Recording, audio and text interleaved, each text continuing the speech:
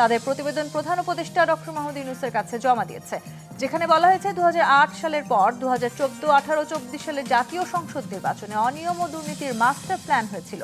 বিগত 3 নির্বাচন নিয়ে এমন আলোচনার মধ্যেই বিএনপি যুগপৎ আন্দোলনের সঙ্গে গণ অধিকার পরিষদের সভাপতি নুরুল হক নূর বলেছেন, বিজয় তাদের হয়েই গেছে, এখন আগামী 12 ফেব্রুয়ারি শুধু আনুষ্ঠানিকতা বাকি। অন্যদিকে জামায়াতের আমির ডাক্তার শফিকুর রহমান বলেছেন, 2018 সালের মতো যদি এবারও মিডনাইট নির্বাচন হয় তবে নির্বাচন ইঞ্জিনিয়ারিং এর চেষ্টাকারীদের পালাতে বাধ্য করা হবে।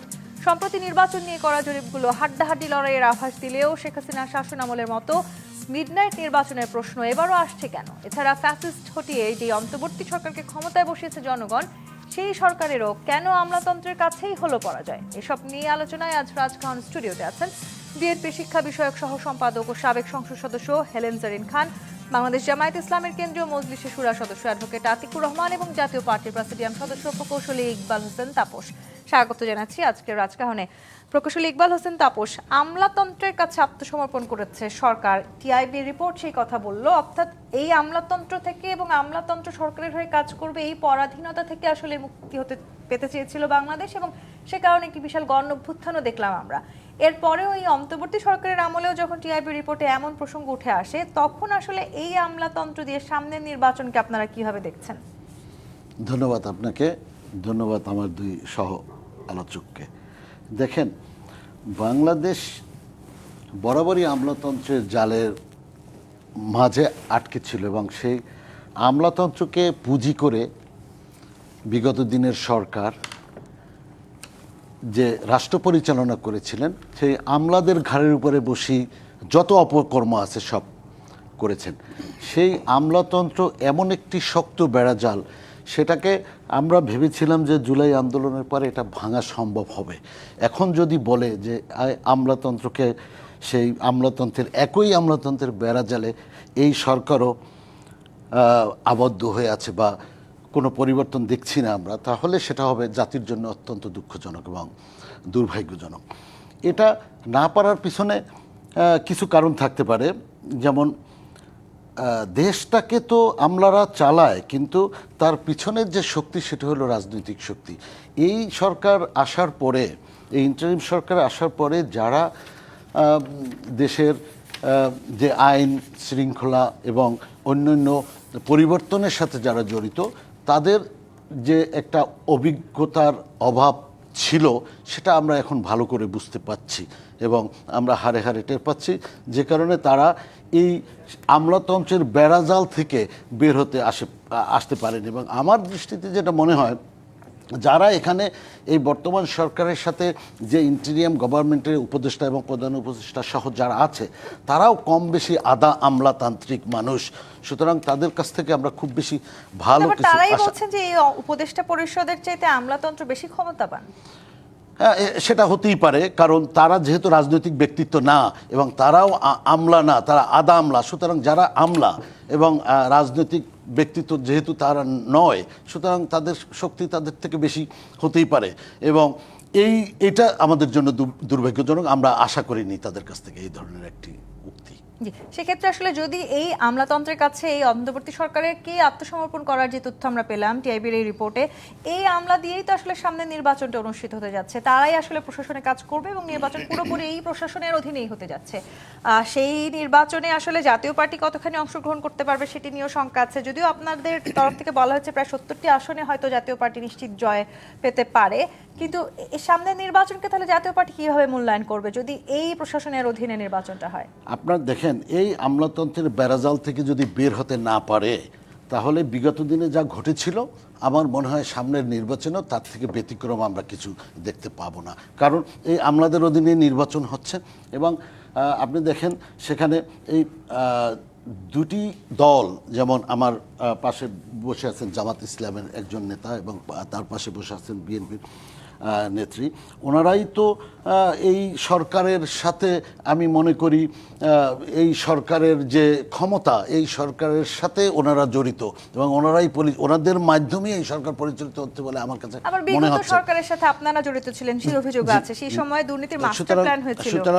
সুতরাং সেখান থেকে কতটুকু আগের জায়গা থেকে বের হয়ে নতুন একটি নির্বাচন উপহার দিতে পারবে এই সরকার, সে ব্যাপারে আমরা আসলেই সন্দিহান। জি, কারণ অ্যাডভোকেট আতিকুর রহমান। যেভাবে চারিদিকে আপনার মপতন্ত্র চলছে, যেভাবে আইন প্রয়োগকারী সংস্থা নির্বিঘ্নে কাজ করতে পারছে না, সুতরাং আশঙ্কা আমাদের মাঝে থেকেই যায়। জি, অ্যাডভোকেট আতিকুর রহমান, বিতর্কিত নির্বাচনের বিষয়ে যে তদন্ত কমিশন গঠিত হয়েছে তারা আজকে তাদের রিপোর্ট দিয়েছেন প্রধান উপদেষ্টার কাছে, এবং সেখানে বলা হয়েছে যে বিগত 3টি নির্বাচন 14, 18 এবং 24-এর যে নির্বাচন সেখানে অনিয়ম এবং দুর্নীতির মাস্টার প্ল্যান হয়েছিল, এবং শেখ হাসিনা দীর্ঘদিন ক্ষমতায় থাকার জন্য তার সাথে যারা যুগোৎপত্তি আন্দোলনের সঙ্গী ছিলেন তাদেরকে নিয়ে আসলে এই মাস্টার প্ল্যানটি করেছেন, এবং উনি আসলে চেয়েছিলেন যে কোনোভাবেই হোক এই তত্ত্বাবধায়ক সরকার ব্যবস্থা বাতিল হয়ে যাক। এখন আবার টিআইবির যে রিপোর্ট সেখানে আমরা দেখতে পেলাম আমলাতন্ত্রের কাছে অন্তর্বর্তীকালীন সরকার আত্মসমর্পণ করেছে, যে এই সব সংস্কারের কথা ছিল সেই সংস্কারগুলোও তারা করতে পারছেন না। আপনারা তো দীর্ঘদিন সংস্কারের পক্ষে কথা বলছেন এবং আপনারা এখনো বলেছেন, এই সরকারের কাছে তাহলে এই মুহূর্তে আপনাদের কেমন প্রত্যাশা আছে? জি, ধন্যবাদ আপনাকে, ধন্যবাদ আমাদের সহ আলোচক এবং দেশবাসী যারা শুনছেন সবাইকে আমরা শুভেচ্ছা এবং সালাম জানাচ্ছি। দেখুন, বাংলাদেশে বিগত 15 বছরে যেই সরকার রাষ্ট্রপ্রধান তারা সবাই কিন্তু আমলা নির্ভর ছিলেন, এবং আমরা দেখলাম যে আমলাদের উপর নির্ভর করে কিন্তু যেটা টিআইবি রিপোর্ট দিয়েছে এটি একটা বাস্তবসম্মত প্রতিবেদন আসছে বলে আমাদের কাছে মনে হচ্ছে। তার জন্যই তো দলগুলো এখন সংস্কারের পক্ষে। দেখুন, আমাদের দেশে যে নিয়োগগুলো হয় এই নিয়োগের ক্ষেত্রে কিন্তু স্বচ্ছতা আমরা সেখানে দেখি না। বিশেষ করে বিগত আওয়ামী লীগের 15-16 বছরে যতগুলো নিয়োগ হয়েছে এটাকে এতভাবে ফিল্টারিং করা হয়েছে। আপনার আওয়ামী লীগ ছাত্রলীগে যদি কেউ না হতো তার কোথাও নিয়োগ হতো না। তার জন্য তো বৈষম্যবিরোধী আন্দোলন শুরু হয়েছে, যে বাংলাদেশের উল্লেখযোগ্য সংখ্যক মেধাবী শিক্ষার্থীকে বঞ্চিত ছিল। তো যার নিয়োগ আমরা ধরে যে দলীয়ভাবে হয় তিনি সবসময় চেষ্টা করেন দলীয় আনুগত্য করার জন্য, কিন্তু বাংলাদেশে আসলে আমলাদের দলীয় আনুগত্যের সকল রেকর্ড বিগত সময়ে ভঙ্গ হয়েছে। আমরা দেখলাম যে সরকারও যেখানে পলাতক হয়েছেন, আমলারাও কিন্তু একটা অংশ তারা সেখানে পালিয়েছেন, প্রশাসন সেখানে তারা পালিয়েছেন। যে আপনারা পালিয়েছেন, আপনারা আবার এই অভিযোগও করছেন এখন প্রশাসনে যারা আছেন তাদের মধ্যে 70 থেকে 80% লোকই বিএনপির হয়ে কাজ করছে। দেখুন, আমরা যেটা বলি, এখন যারা এখন আমাদের দায়িত্বে আছেন ডিসিএসপিরা যারা ঊর্ধ্বতন পর্যায়ে কাজ করে যাচ্ছেন, এদের কারো নিয়োগ তো এই সময় হয় নাই, এবং বিগত সময়ে বলা যায় সবই হলো আওয়ামী লীগ। আমরা কেন বলছি, দেখুন বাংলাদেশে আমলা যারা আছেন তারা দেখেন যে কোন দিকে আসলে হাওয়াটা বেশি বইছে। আমরা দেখলাম বিগত 15-20 দিন যাবৎ বাংলাদেশের আমলা বলেন কিংবা অন্য যারা সিনিয়র আছেন অ্যাডমিন সবাই কিন্তু একটা দলের পক্ষে তারা চলে যাচ্ছে। মানে বাংলাদেশটা এমন হয়ে গেছে যে আওয়ামী লীগ থেকে আসলে বিএনপি সাজাটা খুবই সহজ, কিন্তু সেখানে জামাত ইসলামী হওয়া কিন্তু অনেক কঠিন কাজ। যার জন্য আমরা দেখেছি আমাদের আমলারা এখন যেহেতু ভোটের মাঠে এখন আওয়ামী লীগ নেই, তারা এখন যে কোনোভাবেই তাদের সেই পুরনো অবস্থা ধরে রাখা যায়, এবং তারা মনে করেন যে যদি বিএনপিকে ক্ষমতা আনা যায় তাহলে যেভাবে আওয়ামী লীগের সাথে তারা মিলে আওয়ামী লীগকে প্রভাবিত করেছিল একই কাজ তারা বিএনপি দিয়ে করাতে পারবে। কিংবা বাংলাদেশের উল্লেখযোগ্য সংখ্যক আমলা, আমরা সবাইকে কিন্তু বলছি না, যারা কিন্তু একটা অনৈতিক পন্থা অবলম্বন করে থাকেন। এখন জামাত ইসলামী যখন বলে যে আমরা দুর্নীতিমুক্ত বাংলাদেশ গড়তে চাই, দুর্নীতিমুক্ত বাংলাদেশ গড়তে হলে আমলাতন্ত্র কিন্তু সৎ হইতে হবে, নৈতিকতা হইতে হবে, সেই জায়গায় কিন্তু আমরা এখন অনেক পিছিয়ে আছি। আমরা মনে করি যারা বাংলাদেশে এখন আছেন এই রাষ্ট্রটা আমাদের সবার, আমরা এই জন্য একটা আশঙ্কা আমাদের যে লেভেল প্লেয়িং ফিল্ড তৈরি হচ্ছে না। নানা কারণেই আমাদের কাছে নানা ধরনের খবর আসে যে সরকারের ভিতরে একটা সরকার, এর মধ্যে হয়তো আমলাদের একটা অংশ জড়িত আছেন, তারা ইলেকশনটাকে আবার আগের মতো করে 8 সাল কিংবা 18 সালের মতো করে কিংবা তার থেকে একটা ভিন্ন ডিজাইনে নিয়ে এসে তারা কোনো একটা দলকে আবার ক্ষমতা বসানোর জন্য তারা চেষ্টা করে যাচ্ছেন, এটা আমরা খবর পাচ্ছি। আমরা এতে খুব আমরা উদ্বিগ্ন। দেখুন, মানুষের মধ্যে এখন একটা আশঙ্কা কিন্তু রয়ে গেছে। দেখুন, আপনারা যেই জোট করেছেন সেই জোট আসলে বিএনপিকে হারাতে সক্ষম কিনা, সেই জায়গাটি নিয়ে আপনারা ভেবেছেন কিনা? সেই জোটের কাছেও কি তাহলে আমলাতন্ত্র বেশি শক্তিশালী হয়ে গেল? দেখুন, আমরা আজকে যে জরিপটা আমরা রিপোর্টটা পেলাম তাতে তো মনে হচ্ছে যে বাংলাদেশের এখন বিএনপি চেয়ে আমাদের যে 11 দলীয় যে আমরা দল বলি, জোট বলি কিংবা সমঝোতা বলি, তাদের অবস্থান 10 ভাগ এগিয়ে, এবং এটা আরও সামনে এগিয়ে যাবে। আমাদের সাথে কিন্তু ভোট ব্যাংক আছে, কিন্তু বিএনপির সাথে কিন্তু কোনো ভোট ব্যাংক নেই। আমরা যদি ইলেকশনটা তার জন্যই তো কারচুপি প্ল্যান করা হচ্ছে।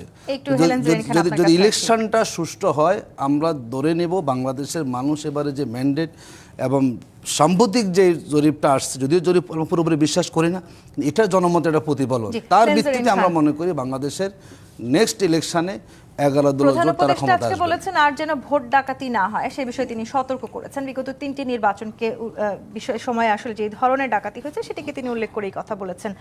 সেটি তো হয়েছিল কারণ আওয়ামী লীগ ক্ষমতায় থাকতে চেয়েছে দীর্ঘদিন, তাদের কাছে জনগণের ভোটের আসলে তেমন কোনো মূল্য ছিল না। যেই অভিযোগ অ্যাডভোকেট আতিকুর রহমান করলেন যে বিএনপির এই মুহূর্তে কোনো ভোট ব্যাংক নেই এবং এ কারণেই আপনারা পুরো সিস্টেমে নিজেদের লোক ঢুকিয়ে রেখেছেন এবং আমলাতন্ত্র আসলে বিএনপিকে জয়ী করবার জন্য কাজ করছে, এই অভিযোগকে আপনি কিভাবে দেখছেন? ধন্যবাদ আপনাকে, ধন্যবাদ দর্শক শ্রোতাদেরকে এবং সহ আলোচক হিসাবে দুজন এখানে এসেছেন এবং অনেক কথা বললেন, তাদেরকেও শুভেচ্ছা জানাচ্ছি। দেখেন, আতিক ভাইদের মনে হচ্ছে যে আওয়ামী লীগের প্রেতাত্মারা ভর করেছে। প্রশ্ন করলেন একটা, উত্তর দিচ্ছে একটা, আর নিয়ে যাচ্ছে ঘুরে ফিরে সেই বিএনপি। এখানে যেই বিষয়গুলো আমাদের আলোচনার দরকার ছিল, দেখেন টিআইবি 8টি অধ্যাদেশ সম্পর্কে মতামত ব্যক্ত করেছে এবং তার মধ্যে পুলিশ কমিশন আছে, মানবাধিকার কমিশন আছে, দুর্নীতি দমন কমিশন আছে, সরকারি হিসাব নিরীক্ষা অধ্যাদেশ কমিশন আছে, সাইবার সুরক্ষা অধ্যাদেশ, ব্যক্তিগত সুরক্ষা অধ্যাদেশ, ব্যক্তিগত উপাত্ত সুরক্ষা অধ্যাদেশ এবং জাতীয় উপাত্ত ব্যবস্থাপনা অধ্যাদেশ। মোট 8টি সম্পর্কে টিআইবি মানে পর্যালোচনা করেছেন। তার মধ্যে টিআইবি যেটা বলেছেন যে এখনও যেই মানে 11টি কমিশন নিয়ে যে বিশেষ করে আমরা যে জুলাই সনদে আলোচনা করা হয়েছে, তো সেখানে দেখা গিয়েছে যে আসলে মূলত আমরা শুধু আলোচনার মধ্যেই রয়ে গিয়েছি, আমরা কিন্তু প্রকৃত জায়গায় যেতে পারিনি, বরং সেই পুরানো জায়গায় রয়ে গিয়েছে, যেটা বিএনপি ওই যে গরিবের কথা বাসি হলে ফলে এরকম একটা অবস্থা। বিএনপি কিন্তু একদম আপনারা জানেন 24 জুলাই আগস্টের যে ঘটনার পরেই মানে গণ অভ্যুত্থানের পরেই বিএনপির পক্ষ থেকে কিন্তু এই বিষয়টি বলা হয়েছিল যে দীর্ঘ 17 বছর আওয়ামী লীগ যেই কাজটি করেছিল সেটা হলো যে একদম নিরবিচ্ছিন্ন একটা আমলাতন্ত্র প্রতিষ্ঠা করেছিল, অর্থাৎ প্রত্যেকটা ইনস্টিটিউশনই কিন্তু আওয়ামী লীগ কুক্ষিগত করেছিল এবং প্রত্যেকটা ইনস্টিটিউশনই ধ্বংস করে দেওয়া হয়েছিল। যে সেটা পুলিশ কমিশন বলেন, সেটা সিভিল প্রশাসন বলেন, সেটা বিচারালয় বলেন, সেটা ইভেন আপনার আর্মি প্রশাসনও বলেন, এই সব প্রত্যেকটা প্রতিষ্ঠানই কিন্তু একেবারে অ্যাবসুলেট করা হয়েছিল। তো সেই জায়গায় কিন্তু বিএনপি বারবার করে প্রধান উপদেষ্টা এবং উপদেষ্টা মণ্ডলীর কাছে আবেদন রেখেছিল যে এই প্রথম কাজটি যেটা করা দরকার ছিল এবং সবার আগে যেটা করা উচিত ছিল সেটা হলো যে পুলিশ প্রশাসন। দেখেন, পুলিশ প্রশাসন সত্যিকার অর্থেই যদি ঘুরে দাঁড়াতে না পারে, তারা যদি মানে তাদের মূল কাজ মানে পরিচালনা করতে না পারে, তাদের উপরে যে দায়িত্ব সেটা যদি করতে না পারে, তাহলে আমরা যত কথাই বলি তাই সেই জায়গাতে সেটা কিন্তু যাচ্ছে না। পুরো প্রশাসনের 80% লোকই নাকি বিএনপির হয়ে কাজ করছে। আবার এটা তো ওনাদের কথা, এটা তো জামাতের কথা, ঠিক একই কথা তো আমিও বলতে পারি যে পুরো প্রশাসনের 80% না হলেও মানে 60-70 জামাতের করায়ত্ত করে নিয়েছে, এটা তো আমরাও বলতে পারি। শুনুন, কথা দিয়ে তো আর হবে না, এটার বাস্তবতা যেটা সেটাই হলো। কিন্তু সেটা মানে আমরা যেমন ওনাদেরকে বলতে পারি, ওনারা তেমন আমাদেরকে বলতে পারি, এই জায়গায় তো বলা বলি দিয়ে শেষ হবে না। যেই কাজটা আসলে এই উপদেষ্টা মণ্ডলীর এই প্রায় 16-17 মাসে যেটা করা দরকার ছিল সেই কাজটি তো তারা করে নাই, সেই জায়গায় তারা চরমভাবে ব্যর্থ হয়েছে, বরং আমলাতন্ত্রের কাছে তারা কুক্ষিগত হয়েছে। সেই পুরানো আমলাতন্ত্রই কিন্তু অবস্থান করছে, সেই কারণে আমরাও কিন্তু সত্যিকার অর্থে অনেকটা চিন্তিত যে এই আমলাতন্ত্রে এটা একটা আমূল পরিবর্তন হওয়া দরকার। বিএনপি বারবার অভিযোগ করছিল যে এই সরকারের আসলে সবচেয়ে ঘনিষ্ঠ রাজনৈতিক দল হয়তো জামায়াত এবং এনসিপি, আবার এই সরকার যাদের কাছে নতি স্বীকার করছেন বলে আজকে টিআইবি রিপোর্টে প্রকাশ হয়েছে তারা হচ্ছে সেই আমলা, এবং সেই আমলা আবার কাজ করছে বিএনপির পেছনে। তাহলে আসলে সামনে নির্বাচনের সমীকরণটা কোথায় গিয়ে ঠেকছে? সমীকরণটা হলো যে এইটাই, যে ধরেন আমরা ওনাদেরকে বলছি, ওনারা আমাদেরকে বলছে। এখন মূলত যেটা হওয়া উচিত ছিল যে এই দোষারোপের জায়গা থেকে আমরা এক জায়গায় হয়ে মানে কাজ করার দরকার ছিল প্রধান উপদেষ্টা। সেটাকে অবশ্য আমি মনে করি যে প্রধান উপদেষ্টাকে কিন্তু এই তিনটি দলই বলেন, বিএনপি বলেন, জামাত বলেন কিংবা এনসিপি বলেন, তারা কিন্তু সর্বাত্মক সহযোগিতা দিয়ে গিয়েছে।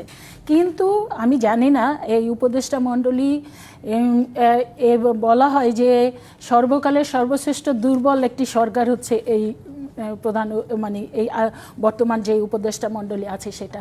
তো তার অন্যতম কারণ হচ্ছে যে তারা একটি সংস্কার কাজও তারা পরিপূর্ণ করতে পারলেন না। তা এখন বাংলাদেশের মানুষ এমন একটা জায়গায় গিয়েছে এর হাত থেকে বাঁচবার জন্য বারবার করে তারা গণতন্ত্রের কথা আমরা বারবার করে বলছি, কিন্তু আমি মনে করি দলগুলার চাইতে সাধারণ মানুষ আরও বেশি উদ্গ্রীব হয়ে আছে যে কখন আসলে একটা রাজনৈতিক সরকার আসবে যাদের কাছে তাদের মনের কথা বলতে পারবে। কারণ আইন শৃঙ্খলার চরম অবনতি ঘটেছে, অর্থনৈতিক চরম দুরবস্থা বিরাজ কিন্তু করছে। একই সময় তো সব তাহলে এই মিলিয়ে প্রশ্নটা ওঠে যে এই আমলাতন্ত্রের কাছে সরকারকেই আত্মসমর্পণ করতে হলো, সেই আমলাতন্ত্র আসলে কোনো রাজনৈতিক দলকে জিতিয়ে দেওয়ার জন্য কাজ করছে কিনা, সেই অবিশ্বাসের জায়গাটাও তো তাহলে আসলে তৈরি সেই হওয়ার সুযোগ অবিশ্বাসের থাকলো। জায়গাটা যেমন ওরা আমাদেরকে বলছে, আমরাও ঠিক একই কথা এই বলছি। জায়গায় আমি আমরাও কিন্তু আসবো, বলছি একটি যে বিরতির জামাত সময় আপনি হচ্ছে দেখেন এই যে আসবো বিশ্ববিদ্যালয় আপনার কাছে হেলেন জরিন খান। একটি বিরতি নিয়ে ফিরছি, জি25 ইস্পাত নিবেদিত রাজকাহন থেকে বিরতি নিয়ে ফিরছি, সাথেই থাকুন।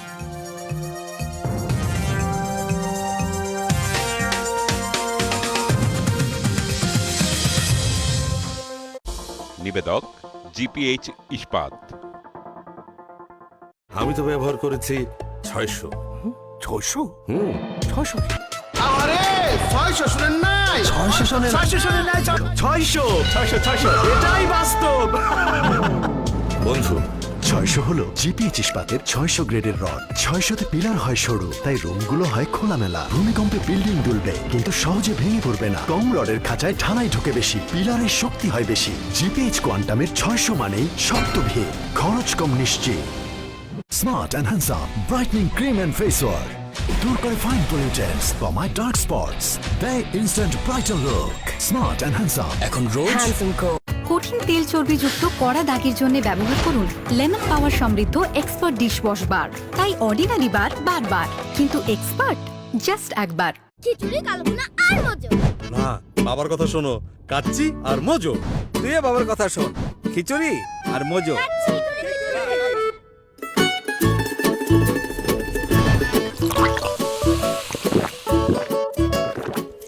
খাবারের পছন্দ ভিন্ন হলেও মজোর বেলায় সবাই এক। সামনে এত বড় ডিজাইনার শোরুম এসে গেছে, এবার আমাদের শোরুম বন্ধ। দেখো আমাদের শাইনি চুল কি বলছে, ওদের মতো আমরাও শাইন করব। রোদ হোক বা ধুলো, নতুন Sunsilk black shine vitamin C ও ই গুণে এটি চুলে দেয় ঝলমলে কোটিং। আর গ্লাস শাইন, আপনারা তো সবখানে শাইন করছেন, ঝলমলে শাইন করো, গ্লাস শাইন করো। গাইস, বাড়িতে মেহমান আসবে। মেহমান? বাড়ির সম্মান কোথা থেকে আসে? বাথরুম থেকে। দারুণ সুবাস। গোদরেজ এয়ার পাওয়ার পকেট বাথরুমকে সুগন্ধে ভরিয়ে রাখে পুরো 30 দিন পর্যন্ত। যদি ঘর কথা বলতে পারতো তাহলে গোদরেজ এয়ারই চাইতো।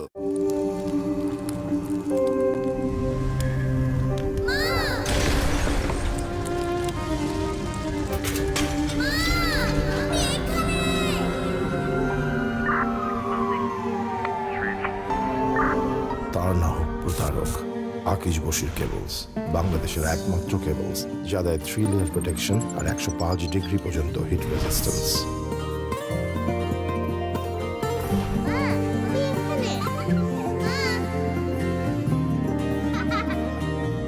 প্রতিটা ঘর নিরাপদ হোক।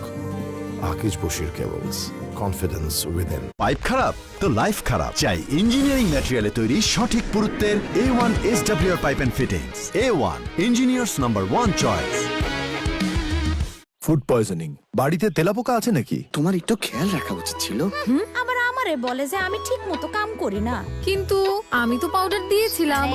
পাউডার বা চক লুকিয়ে থাকা তেলাপোকাদের কিচ্ছু করতে পারে না। এই জন্য লাল হিট, যা লুকিয়ে থাকা তেলাপোকাদের মারে আস্তানায় ঢুকে। লাল হিট, লুকালেও বাঁচবে না। Smart and handsome brightening cream and face wash দূর করে ফাইন পলিউটেন্টস, কমায় ডার্ক স্পটস, দেয় ইনস্ট্যান্ট ব্রাইটার লুক।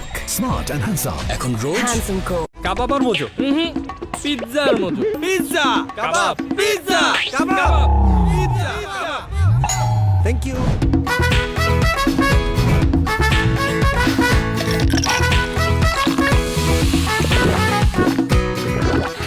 পছন্দ ভিন্ন হলেও মোজোর বেলায় সবাই এক। মেরিল প্রথমবারের মতো নিয়ে এলো ভিটামিন সি সোপ বার। এটি ত্বককে সুরক্ষিত রাখে, ফিরিয়ে আনে ন্যাচারাল গ্লো। বস, বসের বস, তারও বস। 4 গুণ লোক এসে গেছে। Park Avenue Amazon boots. হাততালিও 4 গুণ পড়বে। প্রত্যেক স্প্রেতেই 4 গুণ perfume. Park Avenue Amazon boots. Glow and Lovely এখন নতুন রূপে, নতুনের মতো glowing skin. Glow and lovely renew bright. ও পায়ে তো চোখ পড়বে। Meril ready to use glycerin ত্বক করে সতেজ আর মসৃণ। এখন রোজ ওয়াটার আর অ্যালোভেরার 2টি ভিন্ন ভ্যারিয়েন্টে।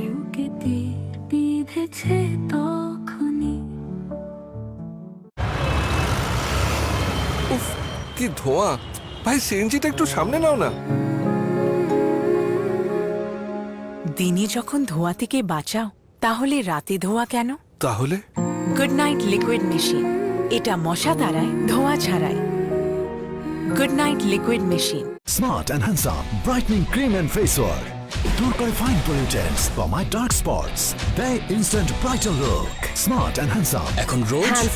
আমি কেন রিভাইভ ময়শ্চারাইজিং লোশন ইউজ করি? 1 খুবই লাইট, 2 দারুণ ফ্রেগ্রেন্স, 3 নো তেলতেলে ভাব, 4 ত্বকে ময়শ্চার থাকে লকড, স্কিনটাকে রিভাইভ করো। এই যে হিরোইন রেডি, আগে হিরোইন তো সেজে নেই। আহা হা, ঠান্ডা ঠান্ডা হাওয়াতে করব তাই যেমন চাই। উইন্টারও এমন সফট স্কিন কি করে? নতুন ভ্যাসলিন ডিপ রিস্টোর সিরামিন লোশন, যা উইন্টারও ত্বক রাখে নরম এবং কোমল। বন্ধু নেমে আয় না, 5 মিনিট দাঁড়া, হেয়ার কালার করে নেই। হেয়ার কালার এখন? হ্যালো হ্যালো, তোর 5 মিনিট কখনো 5 মিনিটে? কিন্তু কিভাবে? Godrej expert shampoo hair colour, shampoo করার মতোই সহজ আর মাত্র 5 মিনিটে সাদা চুল উধাও। আমি তো ব্যবহার করেছি 600। 600? 600 আরে 600 শুনেন নাই? 600 শোনেন, 600 শোনেন না, 600 এটাই বাস্তব। বন্ধু, 600 হলো জিপিএইচ ইস্পাতের 600 গ্রেডের রড। 600তে পিলার হয় সরু, তাই রুমগুলো হয় খোলামেলা। ভূমিকম্পে বিল্ডিং দুলবে কিন্তু সহজে ভেঙে পড়বে না। কম রডের খাঁচায় ঢালাই ঢোকে বেশি, পিলারের শক্তি হয় বেশি। জিপিএইচ কোয়ান্টামের 600 মানেই শক্ত ভিড়, খরচ কম নিশ্চিত। নিবেদক জিপিএইচ ইস্পাত।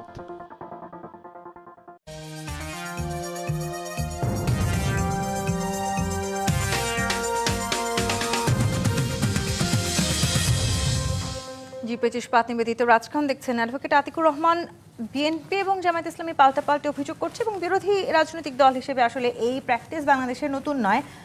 বিএনপি নেতা মির্জা আব্বাস বলেছেন, কথিত একটি রাজনৈতিক দল যারা কোনোদিনই দেশের স্বাধীনতা সার্বভৌমত্বের পক্ষে ছিল না, তারাই মূলত নির্বাচন বাধাগ্রস্ত করতে খুন সহিংসতা সহ নানা ইস্যু তৈরির চেষ্টা করছে এবং তিনি সম্ভবত এই কথিত দল বলতে জামায়াত ইসলামীকেই বুঝিয়েছেন। এটা ওনাকে জিজ্ঞাসা করতে হবে, ওনারা তো দেশের সিনিয়র রাজনীতিবিদ। ওনাদের জিজ্ঞাসা করাটা আসলে যৌক্তিক, কারণ ওনারা কখন কোন কথা বলেন, তার সাথে আসলে কি উদ্দেশ্যে বলেন, এটা বুঝতে আসলে আমাদের সময় লাগছে।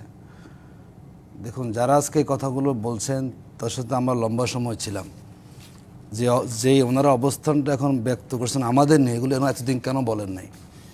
মূলত আসলে বিএনপি কিছু নেতারা এখন ওনারা আশঙ্কা করছেন নির্বাচন হেরে যাবেন, এবং বিএনপি যারা সিনিয়র নেতা তাদেরই এবার বরাডুবির আশঙ্কাটা বেশি। তার জন্য ওনারা আসলে কখন যে কি বলেন এগুলো জবাব দেওয়ার মতো আসলে সেরকম মানসিকতা আমরা সেখানে পোষণ করি না। বাংলাদেশের বাস্তব সমস্যা আসলে কোথায়? দেখুন, আমরা আজকে আমলাদের কথা বলেছি কিংবা নানা কথা আমরা বলি।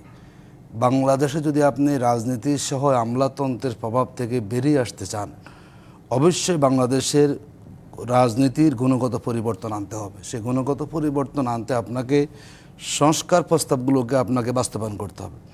আমরা শুরু থেকে দেখে এসেছি এবং আপনারা নিজেরাও জানেন, মিডিয়াগুলো, যে আমাদের সংস্কারে যতগুলো পদক্ষেপ নেওয়া হচ্ছে কিভাবে এটাকে আরও বিলম্ব করা যায়। এবং এখন মানুষ জানে যে বাংলাদেশে এখন সংস্কারের বিপক্ষে অবস্থান করেছে কিন্তু বিএনপি, সবাই এটা বলে। দেখুন আজকে কি বলেছে, শুনেন তাদের, দেখুন আজকে আজকে মানে মহাসচিব বলেছেন যে গণভোটের প্রচারণার দায়িত্ব বিএনপির না। এখন যে আপনি গণভোট নিয়ে বলেন যে গণভোটের মানুষ কেন, আমরা আগে বলেছি যদি গণভোট একই দিনে হয় তাহলে গণভোটের উদ্দেশ্য বাস্তবায়নটা আসলে সফল না হতে পারে। এখন সবাই সে কথাটা বলছেন। আমরা দেখলাম এখন মাঠে ময়দানে, তখন আজকে এক নেতা বলছেন তিনি কৃষক দল করেন যে হাঁ ভোটে যদি হাঁ জয় হয় তাহলে সংবিধানে বিসমিল্লাহ থাকবে না। উনি একজন কৃষক দলের নেতা, কোথায় বিসমিল্লাহ সম্পর্কে কিছু আছে এখানে? তার মানে বিএনপি সরাসরি বলতে গেলে ওনাদের কিছুটা অসুবিধা হয়, কিন্তু পরোক্ষভাবে ওনারা চাচ্ছেন যাতে করে গণভোট কখনো হাঁ জয়যুক্ত হতে না পারে। বাংলাদেশের মানুষও মনে করে তাই। সরকার তো তাহলে গণভোটের পক্ষে, হ্যাঁ আমরা এখানে আমাদের সরকারেরও কিন্তু আমাদের দুর্বলতা আছে, যেখানে একটা বড় রাজনৈতিক দল তারা চাচ্ছেন যাতে কোনোভাবেই গণভোটটা মানে হাঁ হয়ে রাষ্ট্র সংস্কার না হতে পারে। সেখানে সরকারের দরকার ছিল তার জায়গা থেকে আরও বেশি পদক্ষেপ নিয়ে মানুষের মধ্যে একটা উৎসবের আমেজ তৈরি, সে জায়গায় সরকার সেখানে ব্যর্থ হয়েছে। দেখুন, যেটি আমাদের বারবারই আমাদেরকে বলার চেষ্টা করে যাচ্ছেন, আমাদের প্রশাসন জামাতের হয়েছে প্রমাণটা কি?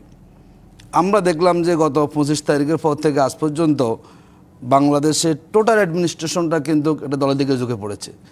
3 থেকে 4 হাজার ফোর্স বিভিন্ন বাহিনীর একটা দলের প্রধানের প্রতি তারা সেখানে নিয়োগ করে রেখেছেন। তিনি কি বাংলাদেশের প্রাইম মিনিস্টার? তো এই যে একটা অসম ব্যবস্থা, এটা আমরা সেখানে খেয়াল করছি। এরপরে ধরুন যে আমাদের নানাভাবেই আমরা খেয়াল করেছি তারা একটা দলকে তারা সেখানে অগ্রাধিকার দিচ্ছেন। আপনি যদি বলেন যে এখানে আপনার যে মনোনয়নপত্র যাচাই বাছাই করার ক্ষেত্রে, সেখানে আমরা দেখলাম যে একই অবস্থা, মানে বিএনপি যারা ঋণ খেলাফি আছেন অটো তাদেরটা ওনারা বৈধ করে দিচ্ছেন। আবার ছোটোখাটো অপরাধ যেখানে হয় কিংবা ত্রুটি থাকে তারা সেখানে জামাতের প্রার্থীদের নমিনেশন বাতিল করে দেয়। দেখুন, আমরা যদি খেয়াল করি বাংলাদেশে এই যে আমরা যে কটা দিন খেয়াল করলাম, যারা ঋণগ্রস্ত আছেন বিএনপিতে যারা প্রার্থী হয়েছেন তারা ঋণগ্রস্ত 6,000 কোটি টাকা মতো তারা হলো ঋণগ্রস্ত আছেন। তারা আবার সেখানে কী হয়ে গেছেন, তাদের ব্যাংক লোন আছে প্রায় 6,000 কোটি টাকার মতো বিএনপি প্রার্থীদের।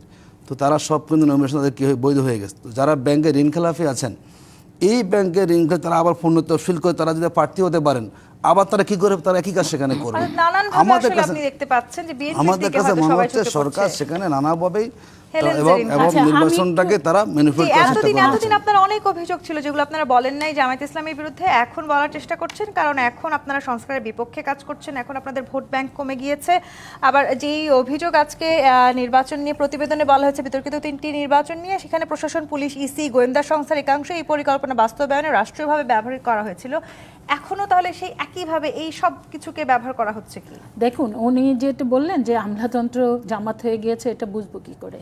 আপনাদের নিশ্চয়ই মনে আছে 37 জুলাইয়ের পরপরই যখন এই উপদেষ্টা মণ্ডলীতে নাহিদ ছিল, আসিফ ছিল এবং মাহফুজ ছিল, তখন এই যে ডিসিদের যে বিভিন্ন জায়গায় যে পদায়ন করা হয়েছিল, মানে ট্রান্সফার করা হচ্ছিল, তো সেইগুলো যে শত শত কোটি টাকার বিনিময়ে যে ডিসি বিভিন্ন জায়গায় নিয়োগ দেওয়া হয়েছিল, এটা তো পত্রপত্রিকায় তখন সয়লাভ হয়ে গিয়েছিল নিশ্চয়ই সেটা। তো সেই ডিসিরাই তো পরবর্তীতে তারপরে এটা নিয়ে যখন নানা রকমের অভিযোগ আসলো তো তারপরেও কিন্তু তারা থেমে থাকে নাই, তারাই কিন্তু, এবং সেই এনসিপি কোথায়? সেই এনসিপি কিন্তু এখন ওনাদের সাথেই, এবং সেই এনসিপির যে 3 জন উপদেষ্টা তারা দীর্ঘদিন যাবৎ যে রাষ্ট্র পরিচালনা করলো, তারা তো এখন তাদেরই অ্যালায়েন্স। তাই আমরা কি বলতে পারি? তারা এই যে দীর্ঘ 12-13 মাস যে রাষ্ট্র পরিচালনা করলো, তারা তো আর ঘুমে ঘুমে করে নাই, তারা তো তাদের নিজেদের মতো করেই। আমরা তো দেখেছি যে এই যে বিশেষ করে আসিফ তার এলাকায় মানে সব রেকর্ড ব্রেক করে কত টাকা সেখানে দেওয়া হয়েছে। তারপরে সে ধানমন্ডিতে নির্বাচন করতে চেয়েছে, সেখানে কিভাবে ডেভেলপমেন্টের জন্য মানে স্পেশালি টাকা অনুমোদন দেওয়া হয়েছে। তো এগুলো তো আমরা দেখেছি। পরবর্তীতে দেখেন, এরপরেও যখন প্রশ্ন এসছে ওনাদের পক্ষ থেকে কি করলেন, ওনারা লটারির মাধ্যমে এই প্রশ্নগুলো যাতে না আসে যে আমলারা মানে ধরেন কোনো পক্ষের হয়ে কাজ করছে, সেই কারণে কিন্তু লটারির মাধ্যমে এই যে বিশেষ করে ডিসি বিভিন্ন জেলাতে দেওয়া হলো এবং বুঝলাম। লটারির হেলেঞ্জার মাধ্যমে এখানে একটু এসপিও যুক্ত দেওয়া করি, হলো একটু যুক্ত এবং করি আপনাদের- এবং আপনাদের সেখানে শস্যের মতে ভূত না। এখন আমরা শুনেছি সেখানে জামাতের, কারণ আপনারা জানেন সচিবালয়ে কিন্তু ম্যাক্সিমাম বলা হয় যে জামাতের লোকজন কিন্তু জি, ধরে অবস্থান নিলাম করছে সব জামাতের। আপনার কথা যদি হ্যাঁ। ঠিক হয়, তাহলে আপনারা যাদের সাথে নির্বাচন করছেন, যুগপৎ আন্দোলনে যারা সঙ্গী আছে, নুরুল হক নূর বলেছেন বিজয়ে তাদের হয়েই গেছে, এখন আগামী 12 ফেব্রুয়ারি শুধু আনুষ্ঠানিকতা বাকি। এই দেখে, বক্তব্য কি করে এই ধরনের বক্তব্য যখন মাঠ পর্যায়ে যাবে তখন ভোটারদেরকে উৎসাহিত করবার জন্য, ভোটারদেরকে তার পক্ষে নেবার জন্য এই ধরনের অনেক ধরনের বক্তব্য এরকম কিছু কোথায় বলে পেয়েছেন থাকে। আপনারা? জি, এই নিশ্চয়তা কোথায় পেয়েছেন যে বিজয় হয়েই গেছে? না আমি বললাম তো এটা ভোটারদেরকে আকৃষ্ট করবার জন্য এটা নুরুল হক নূর বক্তব্য দিয়েছে। এটার মধ্যে আমার মনে হয় যে এইটা নিয়ে আমাদেরকে প্রশ্ন করার কোনো যুক্তিকতা নাই। এটা নুরুল হক নূরকে প্রশ্ন করলে আপনারা এখন একসাথে সবচেয়ে তো ভালো নির্বাচন করছেন। একসাথে আছে, কিন্তু তারপর আমি মনে করি, আমি একজন মাঠকর্মী হিসাবে আমি মনে করি এটা শুধুমাত্র নুরুল হক নূর তার ভোটারদের আকৃষ্ট করবার জন্য এই ধরনের বক্তব্য দিয়েছে। তারপরে উনি বলেছেন ভোট পক্ষে আমরা কাজ করছি না। তাহলে কি সরকার, আমরা এই অন্তর্বর্তীকালীন সরকারটিকে তো আমরা নিরপেক্ষ একটি সরকার মনে করি, তাই না? তো অন্তর্বর্তীকালীন সরকারটি বিএনপির বিপক্ষে কাজ করছে না? যদি বিএনপি না ভোটের জন্য মানে বলে থাকে, না ভোটের জন্য কাজ করে থাকে, তো অন্তর্বর্তীকালীন সরকার তারা একটা নিরপেক্ষ সরকার কি করে আর একটি দলের বিপক্ষে গিয়ে কাজ করতে পারে? তাহলে তার নিরপেক্ষতা বলতে তো কিছু থাকে না, থাকে? তাহলে এই যে অন্তর্বর্তীকালীন সরকারটি যে বিভিন্ন জায়গায় প্রচারণা করছে ভোট দেওয়ার জন্য, গণভোটে হায়ের পক্ষে জয়যুক্ত করবার জন্য, তাহলে নিশ্চয়ই তারা অন্যায় কাজটি করেছে। তাদের নিরপেক্ষতা বলতে এখন আর কিছু নাই, তারা পক্ষপাত দুষ্ট। তাহলে তাদের বিরুদ্ধে আমরা কথা বলতে পারি। তাহলে তারা কাদের হয়ে কাজ করছে? তারা নিশ্চয়ই জামাতের হয়ে কিংবা এনসিপির হয়ে কাজ করছে, এটা আমরা বলতে পারি না। কিন্তু আমরা এই জায়গাগুলো খুব বেশি বলি না, কারণ আমরা মনে করি এই মুহূর্তে দেশবাসীর একটাই মাত্র লক্ষ্য, এবং এই জাতিকে যদি উদ্ধার করতে হয়, এই জাতিকে রক্ষা করতে হয়, তাহলে একটি নির্বাচনের বিকল্প কিছু নাই, এবং সেই নির্বাচনটি হওয়া দরকার। এবং সেখানে আমরা জানি, যদিও এই যে ধরেন এই অন্তর্বর্তীকালীন সরকারটি 3টি দলকেই অনেক সময় বলে থাকে যে গুরুত্ব দিয়ে তারা কিন্তু এই রাষ্ট্র পরিচালনা করেছে। তাই 3টি দলের 2টি দলই কিন্তু এখন এক হতে, আরেকটি দল ভিন্ন। সেই জায়গায় তো ওনাদের পাল্লা ভারী। তাহলে প্রশাসন তো আমরা বলতে পারি, আমলাতন্ত্র তো ওনাদের সম্পূর্ণ করার তো এখানে তো আমরা অনেকটা মানে সেখান থেকে আমরা সুবিধা অনেক কম পাচ্ছি। 2018-24 নির্বাচন নিয়ে তো অনেক আলোচনা আছে। 14-18-24 সেই নির্বাচনগুলোকে মিডনাইট নির্বাচন বলা হয়েছে, বা রাতে বেলা আসলে নির্বাচনের সব ভোট সম্পন্ন হয়ে গেছে, সেটি আজকে প্রতিবেদনে উঠে এসেছে। এবং সেই নির্বাচনে জাতীয় পার্টিও সঙ্গে ছিল আওয়ামী লীগের। এবার আসলে এরকম নির্বাচন যাতে কোনোভাবেই না হয় সেদিকে সর্বোচ্চ দৃষ্টি রয়েছে সব রাজনৈতিক দলের। জি, 14-18-তে মিডনাইট নির্বাচন করেছিল আওয়ামী লীগ সরকার। এখন মিডনাইট নির্বাচনটা কে করবে? এই তত্ত্বাবধায়ক সরকার করবেন, নাকি বিএনপি এবং জামাত করবেন? বিএনপি এবং জামায়াত এই সরকারের অংশীদার, কম বেশি ওনারা এখন ভাগাভাগিতে, কেউ 60, কেউ 40, বা কেউ 80, বা কেউ 20, ওনাদের কিন্তু অংশীদার তো এখানে আছে। যেই ছাত্ররা এই সরকারকে অ্যাপয়েন্ট করলে ভাগাভাগি করছে না, নিজেরা কেউ বলছে যে ওনারা 80%, আমরা 20, হয়তো ওনারা বলছেন ওনারা 80%, 40%, এভাবে ওনাদের ভিতরে একটা ভাগাভাগি আছে এই সরকারের মধ্যে। কারণ আপনি দেখেন, এই সরকারের প্রধান উপদেষ্টা বলেছেন যে ওনার অ্যাপয়েন্টিং অথরিটি হলো ছাত্ররা। সেই ছাত্ররা এখন কোথায়? সেই ছাত্ররা এখন জামায়াতে, সেই ছাত্ররা এখন বিএনপিতে। তো সুতরাং ওনারা তো এই সরকারের অংশীদার। এখন যদি মিডনাইট নির্বাচন করতে হয় তাহলে ওনাদেরকে মিডনাইট নির্বাচন করতে হবে, আর যদি মিডনাইট নির্বাচন না করেন সেটাও ওনাদেরকে ডিসিশন নিতে হবে যে মিডনাইট নির্বাচন ওনারা করবেন না। ওনারা যদি ক্ষমতার ভাগাভাগির প্রশ্নে গিয়ে একে অপরের সাথে দ্বন্দ্বে জড়ায়, তাহলে আগামী নির্বাচনটা যেরকম হবে সেটা হলো আপনার আওয়ামী লীগের আমলে যে নির্বাচন হয়েছে তার থেকেও একটা জঘন্য নির্বাচন হতে পারে। বর্তমানে পুলিশ প্রশাসন একেবারেই ভঙ্গুর অবস্থা, তাদের কোনোভাবেই এই নির্বাচন অথবা দেশের আইন শৃঙ্খলা পরিস্থিতিকে রক্ষা করার মতো তাদের কোনোই মানে সক্ষমতা এই মুহূর্তে আছে বলে আমার কাছে মনে হচ্ছে না। আরেকটা জিনিস আমি একটা জিনিস আমার ভাইকে বলতে চাচ্ছি যে আপনার সরকারের যে মধ্যে যারা কেউ বিএনপি বলে যে জামায়াতের লোক ওখানে বসে আছেন, জামায়াত বলে বিএনপির লোক বসে আছেন, তাহলে এই লোকগুলো ওখানে বসে একটি নিরপেক্ষ নির্বাচন উপহার দেখ, একে অপরের প্রতি ওনারা এই সংশয়টা কেন প্রকাশ করছেন? ওনাদের তো উচিত হবে যে একটি সুষ্ঠু নিরপেক্ষ নির্বাচন উপহার দেওয়া। আমরা দেখেছি ওই সময় আওয়ামী লীগের সময় যে আমলাতন্ত্র ছিল, সেই আমলাতন্ত্রটা পুরোপুরি শেখ হাসিনার আমলাতন্ত্র ছিল এবং উনি সাজিয়েছিলেন ওনার ভোট ডাকাতি এবং ওনার পারপাস সার্ভ করার জন্য। সেই পারপাস সার্ভে আপনারাও তো অংশীদার ছিলেন। আমি অস্বীকার করছি না, আমরা সেই নির্বাচনে ছিলাম। তো সুতরাং এখনকার যে নির্বাচনটি হবে, সেই নির্বাচনে যারা এখন মাঠ প্রশাসনে আছেন তারা কার পারপাস সার্ভ করবে? এটাই আমার প্রশ্ন। এখানে আমি আরেকটা জিনিস বলতে চাই, তারা কার পারপাস সার্ভ? একটা জিনিস আমি বলি, আমাদের একটি জাতীয় সমস্যা হচ্ছে তেলবাজি। আমরা সবলের দিকে ঝুঁকে পড়ি আর দুর্বলকে অত্যাচার করি। সুতরাং এই আমলাতন্ত্র, এখন যে আমলাতন্ত্র এখানে আছেন, তারা কি বুঝে গেছেন যে একটি পক্ষ জয়ী হতে যাচ্ছে, সরকার গঠন করছে? একটি বিরতি নিয়ে ফিরতে হবে। জিপিএইচ ইস্পাত নিবেদিত রাজখান থেকে আরেকটি বিরতি নিয়ে ফিরছি, সাথেই থাকুন।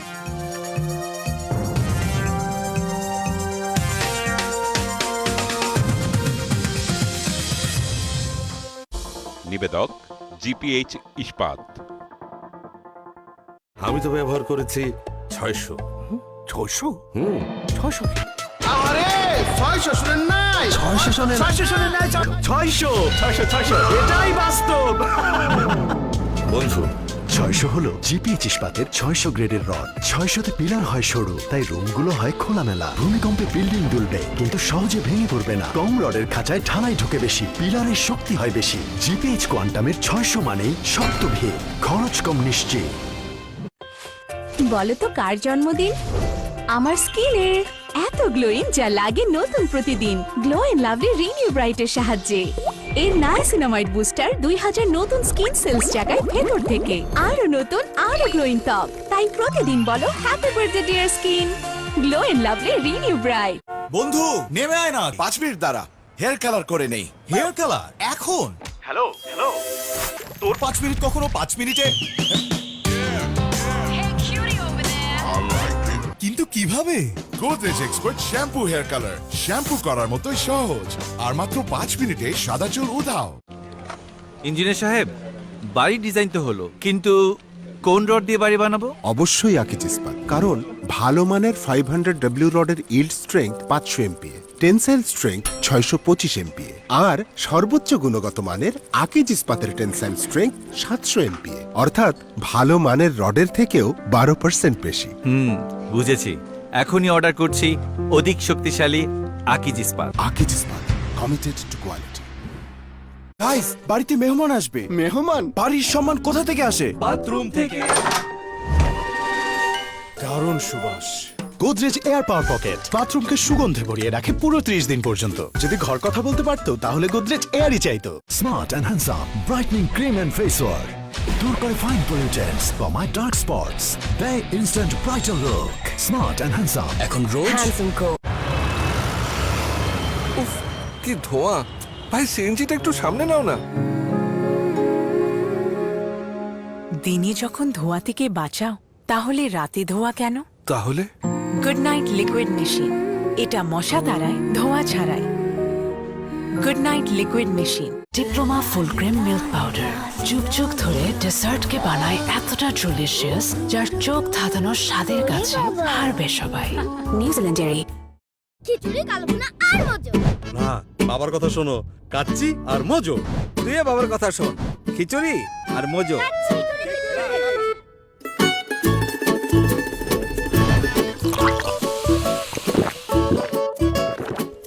খাবারের পছন্দ ভিন্ন হলেও মজার বেলায় সবাই এক। ভার্জিন ম্যাটেরিয়ালে তৈরি A1 নিশ্চিত করে সঠিক পুরুত্ব আর সর্বোচ্চ চাপ প্রতিরোধী pipe and fittings. A1 engineers number 1 choice. Close আপে এখন আছে জিঙ্ক ফ্রেশ টেকনোলজি, যা জীবাণুর সাথে লড়াই করে দেয় সতেজ নিঃশ্বাস 18 ঘন্টা পর্যন্ত। হাই,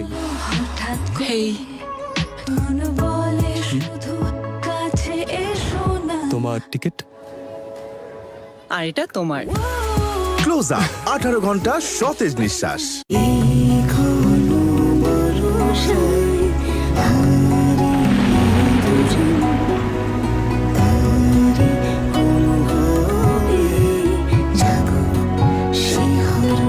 স্ট্রবেরি সুপার ডটেড ও ক্লাসিক ভ্যারিয়েন্টে সেন্সেশন জাগুক শিহরণ। Smart and handsome brightening cream and face wash দূর করে fine pollutants for my dark spots দেয় instant brighter look Smart and Handsome এখন রোজ ফুড প্যান্ডায় ডিল নামে পাচ্ছেন 150 টাকা ছাড়, চিজ, সুলতানস্টাইন ও আরো অনেক option only on food poisoning বাড়িতে তেলাপোকা আছে নাকি? তোমার একটু খেয়াল রাখা উচিত ছিল। আবার আমারে বলে যে আমি ঠিক মতো কাম করি না, কিন্তু আমি তো পাউডার দিয়েছিলাম। পাউডার বা চক লুকিয়ে থাকা তেলাপোকাদের কিচ্ছু করতে পারে না। এই জন্য লাল হিট, যা লুকিয়ে থাকা তেলাপোকাদের মারে আস্তানায় ঢুকে। লাল হিট, লুকালেও বাঁচবে না। আমি কেন রিভাইভ ময়শ্চারাইজিং লোশন ইউজ করি? 1 খুবই লাইট, 2 দারুণ ফ্রেগ্রেন্স, 3 নো তেলতেলে ভাব, 4 ত্বকে ময়শ্চার থাকে লকড, স্কিনটাকে রিভাইভ করো। কাবাব আর মোজো পিৎজার মতো। Pizza kebab, pizza kebab, pizza kebab. Thank you.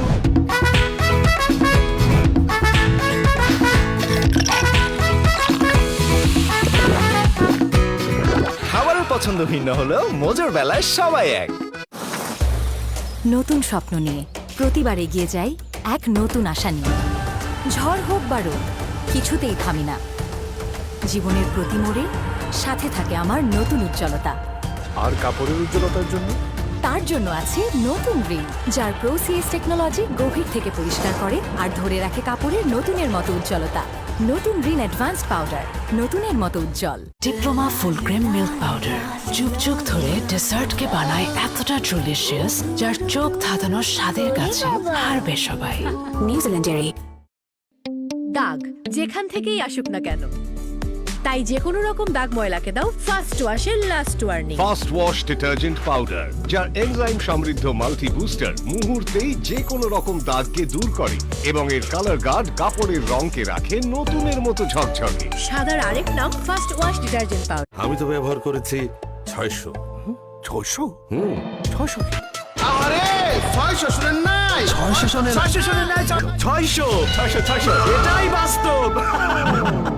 বন্ধু 600 হলো জিপিএইচ ইস্পাতের 600 গ্রেডের রড। 600তে পিলার হয় সরু, তাই রুমগুলো হয় খোলামেলা। ভূমিকম্পে বিল্ডিং দুলবে কিন্তু সহজে ভেঙে পড়বে না। কম রডের খাঁচায় ঢালাই ঢোকে বেশি, পিলারের শক্তি হয় বেশি। জিপিএইচ কোয়ান্টামের 600 মানেই শক্ত ভিড়, খরচ কম নিশ্চিত। নিবেদক জিপিএইচ ইস্পাত।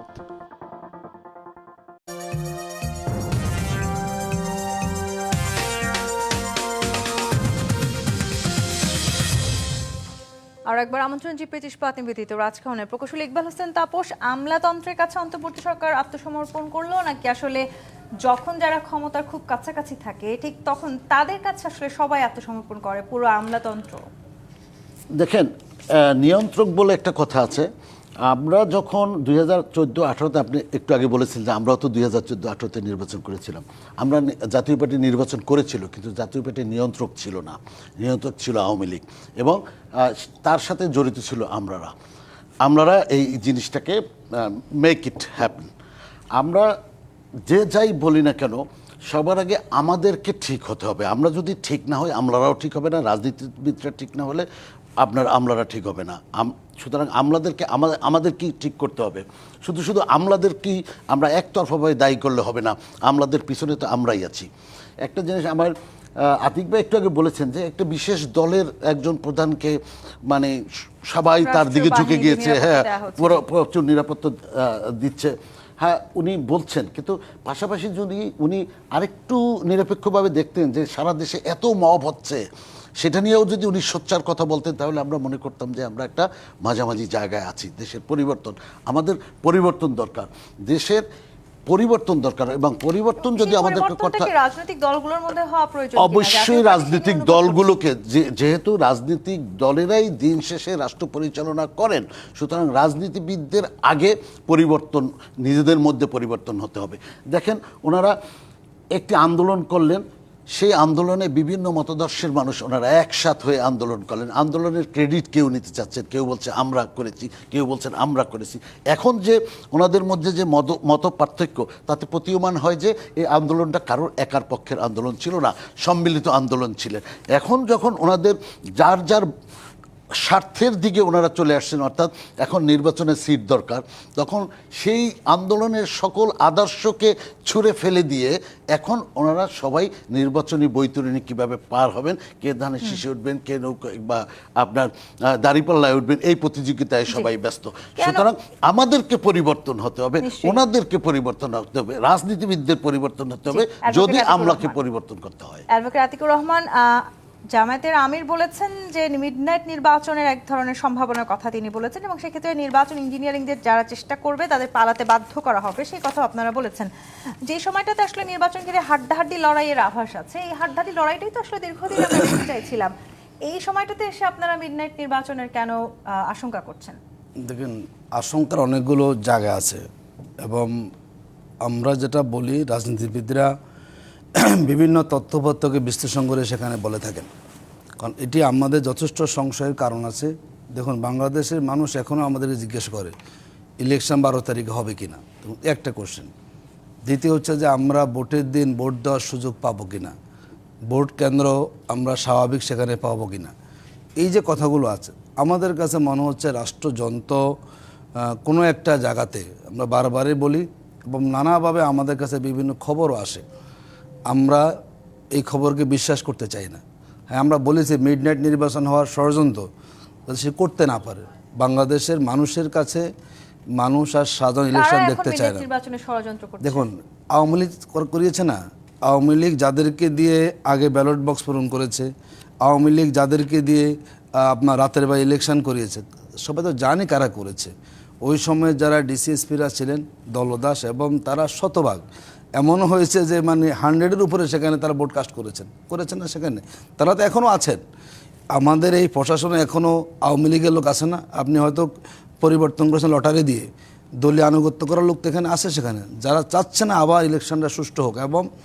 এবং এটা একটা প্ল্যান এরকম হচ্ছে যে আওয়ামী লীগ তো করেছে, এবারে সেরকমই হোক। মানে এবার কাদের জন্য হবে? আওয়ামী লীগ তো এখন নির্বাচনে, এবারের ইলেকশনটা প্রয়োজন দেশের জন্য, আমাদের কি করা, কিন্তু একসেন্ট আমরা চাচ্ছেন না যে দেশ নতুন জায়গায় আসুক, একটা পরিবর্তন আসুক, একটা ইতিহাস সৃষ্টি হোক। এই জায়গাতে কিন্তু অনেক নানাভাবে এখন একটা বিতর্কিত ইলেকশন করার জন্য নানাভাবে তারা সেখানে ডিজাইন করতেছেন। আমরা মনে করি না সেটা দেখেন, আজকে যেটা দেখলাম আমি যদি আপনাকে বলি, আজকে আমরা দেখলাম যে মেহেরপুরে সরকারি যে প্রচারণা চলছে, উপরে দানের শীষ প্রতীক লেখা আছে। কেন এটা করলেন আপনি নির্বাচন কমিশনের ব্যালট বক্স, উপরে আপনি দানের শীষ প্রতীক, মানে নানাভাবেই তারা কি করে মানুষের দৃষ্টিকে সেদিকে নেওয়া যায়, তাদেরকে এক্সট্রা সিকিউরিটি দেওয়া এবং তাদেরকে একটু বেশি করা। এবং আমি দেখলাম আজকে দেখুন দুইটা কাজ হয়েছে, কীভাবে দেখেন মিডিয়াগুলো ওভারলুক করে যায়। আজকে একটা বক্তব্য দিয়েছেন বিএনপির এক নেতা মোশাররফ হোসেন ঠাকুর, এটা আপনারা কিন্তু আলোচনা করেন না। তিনি যে বক্তব্যটা দিয়েছেন আজকে নারীদেরকে নিয়ে এবং ধর্মাবমাননা করেছেন, আজকে কিছু আলোচনা হচ্ছে না। যে এই কাজ অন্য কেউ করতেন আজকে অনেক কথা হতো। তার মানে বিএনপি যে কাজগুলো করে এগুলো মিডিয়া আসলে হাইড করার চেষ্টা করে। এই জন্যই মূলত আমরা মনে করেছি সবাই মিলে একটা ক্ষমতা নিয়ে আসা যায়, এগিয়ে রাখার চেষ্টা করছে কিনা, ক্ষমতার কাছাকাছি যাওয়ার জন্য পুরো আমলাতন্ত্র বিএনপির কাছে ঝুঁকে গেল কি? হ্যাঁ, দেখেন, জামাতের আমির মাঝে মাঝে অনেক অবাস্তব কথা বলেন, এইটার একটা চরমই। মিডনাইট নির্বাচন কারা করবে? এখানে অন্তর্বর্তীকালীন যে সরকারটি সেটা সবার সরকার, এটা তো আমি বারবার করে এর আগেও বলেছি। যদি এটা যদি আমরা ধরে নেই যে 3টি দলকে গুরুত্ব দেওয়া হয়, অন্য সব দলই যায়, কিন্তু সবার কথা মতো যেটা উঠে আসে যে 3টি দলকে সামনে রেখেই এই অন্তর্বর্তীকালীন সরকারটি মানে বিভিন্ন সময় সিদ্ধান্ত নিয়ে থাকে। সেটা আমরা অতীতদিনও দেখেছি। যেমন ধরেন এই জাতিসংঘের সম্মেলনে গিয়েছিল, তখন কিন্তু 3টা দলের প্রতিনিধি নিয়ে গিয়েছিলেন। বিএনপি কিন্তু সেই জায়গায় বলে নাই। দেখেন, বিএনপি এত বড় দল, অতীত দিনের যদি আমরা বলি, বিএনপি 2-3 বার সব মিলে প্রায় 4 বারের মতো ক্ষমতায় ছিল।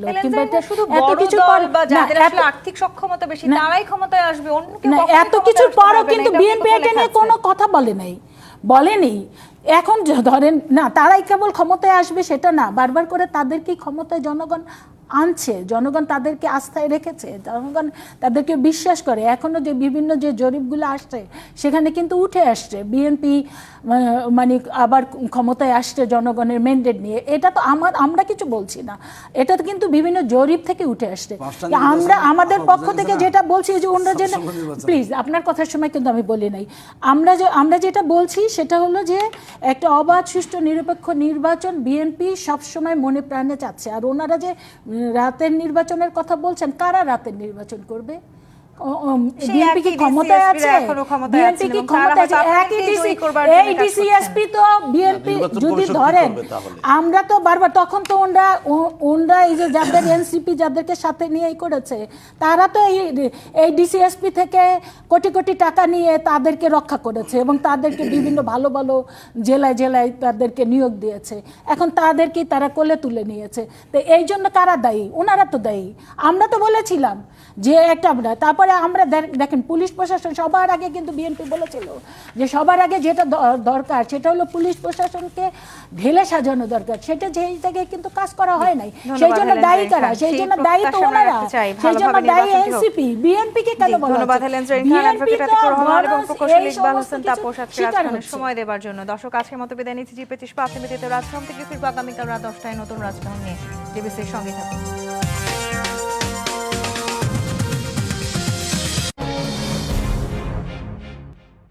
আমি তো ব্যবহার করেছি 600।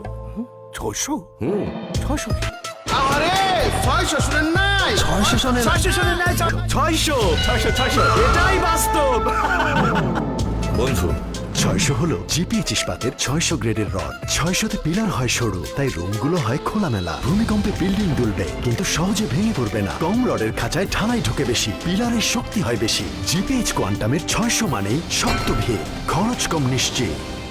আমাদের দেশেও যদি এমন বিল্ডিং থাকতো কাজ করতে হতো না। হবে, আমাদের দেশেও হবে এমন বিশাল নির্মাণ। ঢালাই স্পেশাল, বাংলাদেশের প্রথম ও একমাত্র র্যাপিড হার্ডেনিং সিমেন্ট। এই প্রযুক্তিতে দ্রুততম সময়ে সিমেন্ট তার ম্যাক্সিমাম স্ট্রেংথ অ্যাচিভ করতে পারে। ঢালাই স্পেশাল, সময় এখন নির্মাণের।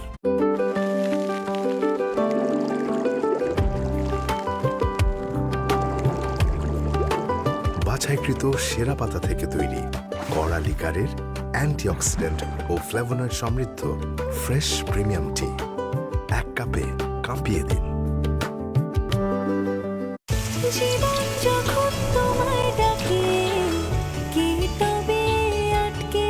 সেপটেক্স অ্যান্টিসেপটিক সোপ, থাকুন অ্যাক্টিভ প্রতিদিন। ভাই তুমি চা বানাই দিলা? এক কাপ চাই যদি বানায় খাওয়াইতে না পারি, কমিশনার হওয়ার পরে কি করবো? ভাই তুমি যেরকম নাম্বার 1, তোমার চাও কিন্তু নাম্বার 1। এমন নাম্বার 1 মানুষদের জন্যই নাম্বার 1 চা পাতা কন্ডেন্স মিল্ক আর চিনির দুর্দান্ত কম্বিনেশনে 1 কাপ নাম্বার 1 চা। নাম্বার 1 এর জয় সবসময়। মেরিল প্রথমবারের মতো নিয়ে এলো ভিটামিন সি সোপ বার। এটি ত্বককে সুরক্ষিত রাখে, ফিরিয়ে আনে ন্যাচারাল গ্লো। এই উইন্টারে পাওয়ারের চুমুক দিলে শীতগণ অ্যাকশন অন। পাওয়ার চুমুকে অ্যাকশন।